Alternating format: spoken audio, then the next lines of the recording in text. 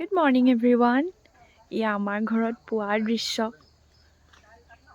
এয়া গাড়ী ৰেডি কৰি থোৱা আছে যিহেতু আমি যাম এতিয়া ডিব্ৰুগড়লৈ।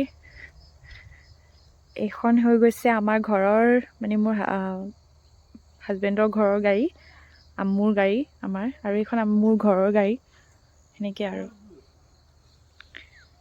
তাৰপিছত এইটো পুৱাৰ পৰিৱেশ।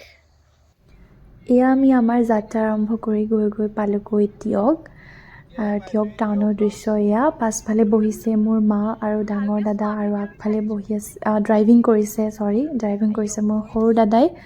আৰু ইয়াত টিয়ক টাউন পালোগৈ। আৰু আমি কিয় গৈ আছোঁ, ক'ত গৈ আছোঁ আপোনালোকক ভালকৈ জনাম বাৰু। বাকী আমি গৈয়ে আছোঁ আৰু লগতে দেখিছেনে মা পাছফালেও শুই গ'ল, টোপনি গৈছেগৈ, মানে ভাগৰো লাগিছে, ইমান দূৰ আহি আছোঁ। তাৰপিছত এয়া পালোঁ আমি শিৱসাগৰ বাইপাছ, এফালে গৈছে শিৱসাগৰ টাউনলৈ, আৰু আমি গৈ আছোঁ মেইন ৰোডত। আৰু এই বাটত যাওঁতে দেখিছেনে বিখ্যাত উইংছ অফ হাজৰিকা আমি দেখা পালোঁ, এইখন প্লেইন।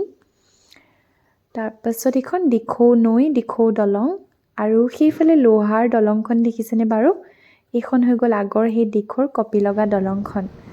ভালকৈ ভিডিঅ' কৰিবলৈ নোৱাৰিলোৱে যিহেতু গাড়ীত আহি আছোঁ আৰু ফটাফট।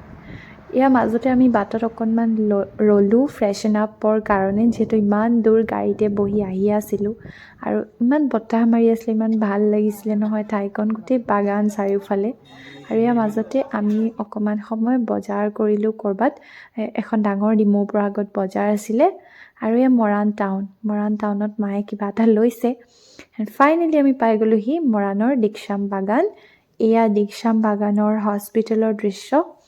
এয়া বাগানৰ মাজে মাজে গৈ আছোঁ, আৰু ইমান ধুনীয়া নহয় ঠাইখন, ডাঙৰ বাগান এখন, আৰু বাগানৰ মাজে মাজে ইমান নিৰিবিলি পৰিৱেশ। ওচৰৰ গাঁওবোৰো বহুত ধুনীয়া ধুনীয়া আছিলে, বাৰীঘৰবোৰ বৰ ডাঙৰ ডাঙৰ, দেখিছেই চাগে আপোনালোকে। এয়া চাওক কিমান চাফ চিকুণ হয়। আৰু ফাইনেলি আমি দাদাৰ কোৱাৰ্টাৰ পাই গ'লোহি, আৰু এয়া কোৱাৰ্টাৰৰ সন্মুখৰ দৃশ্য। বাকী কোৱাৰ্টাৰৰ ভিতৰ ভাগ কেনেকুৱা আপোনালোকক নেক্সট ভিডিঅ'টোত দেখাম। এয়া ডাঙৰ দা গৈছে কোৱাৰ্টাৰৰ দৰ্জা খুলিবলৈ, এতিয়া বস্তুবোৰ লাহেকৈ নমোৱা হ'ব আৰু। বাকী আজিৰ ভিডিঅ'টো ইমানেই। আপোনালোকে কেনেকুৱা পালে ভিডিঅ'টো চাই মোক জনাব। ভাল পালে like, comment, share and subscribe কৰি দিব মোৰ চেনেলটো। আৰু মোৰ ফেচবুকত এটা পেজ আছে, আৰু মই এইটো মিনি ব্লগৰ আকাৰেও দিম, আপোনালোকে চাব বুলি আশা ৰাখিলোঁ। ধন্যবাদ।